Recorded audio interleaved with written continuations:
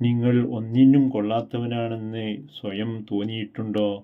എങ്കിൽ ഈ കഥ നിങ്ങളെ മാറ്റിമറിക്കും. ലോകത്തിലെ ഏറ്റവും വലിയ കൊട്ടാരത്തിൽ പോലും പ്രവേശനം കിട്ടാതെ ഒരു താക്കോൽ വിചിത്രമായ കഥയാണ് നിങ്ങൾ കേൾക്കാൻ പോകുന്നത്.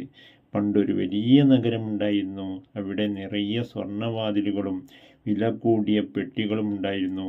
അവ തുറക്കാൻ തിളങ്ങുന്ന സ്വർണ്ണത്താക്കോലുകളും. പക്ഷേ അക്കൂട്ടത്തിൽ വിചിത്രമായ രൂപമുള്ള ഒരു പഴയ താക്കോലുണ്ടായിരുന്നു. ആ നഗരത്തിലെ ഒരു വാതിലിനും ഒരു പെട്ടിക്കും ആ താക്കോൽ യോജിച്ചിരുന്നില്ല. ഇതൊരു പാഴ്വസ്തുവാണെന്ന് പറഞ്ഞ് എല്ലാവരും അതിനെ പരിഹസിച്ചു. വർഷങ്ങൾ കഴിഞ്ഞുപോയി. ആ നഗരത്തിൽ വലിയൊരു വരൾച്ച ഉണ്ടായി. വരൾച്ച കാരണം ഒരു തുള്ളി വെള്ളം പോലും കുടിക്കാനില്ലാതായി. അപ്പോഴാണ് നഗരത്തിൻ്റെ ഒരു മൂലയിൽ മണ്ണിൽ പതിഞ്ഞു കിടക്കുന്ന ഒരു വലിയ ഇരുമ്പ് പെട്ടി ഒരു ബാലൻ കണ്ടെത്തിയത്.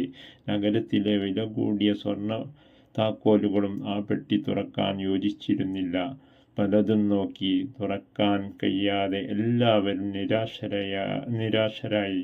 അവസാനം എല്ലാവരും കളിയാക്കിയ ആ തള്ളിക്കളഞ്ഞ പഴയ താക്കോൽ അവിടെ എത്തി. അത് ആ പെട്ടിയിലിട്ടപ്പോൾ അത്ഭുതം സംഭവിച്ചു. അത് തുറക്കുകയും അതിൽ നഗരത്തിൻ്റെ താഴെയായിട്ട് ഒരു രഹസ്യ നീരുറവുള്ളതായിട്ടുള്ള ഒരു ഭൂപടം കണ്ടെത്തി. അങ്ങനെ ഒന്നിനും കൊള്ളാത്തെന്ന് കരുതിയ ആ താക്കോൽ ആ നഗരത്തെ മുഴുവനും രക്ഷിച്ചു. സുഹൃത്തുക്കളെ, നിങ്ങളെയും ചിലപ്പോൾ പലരും ഒന്നിനും കൊള്ളാത്തവരെന്ന് വിളിച്ചേക്കാം. പക്ഷേ നിങ്ങൾ മറ്റൊരാളുടെ വാതിലിന് ചേരുന്ന താക്കോൽ എന്നതിനർത്ഥമില്ല.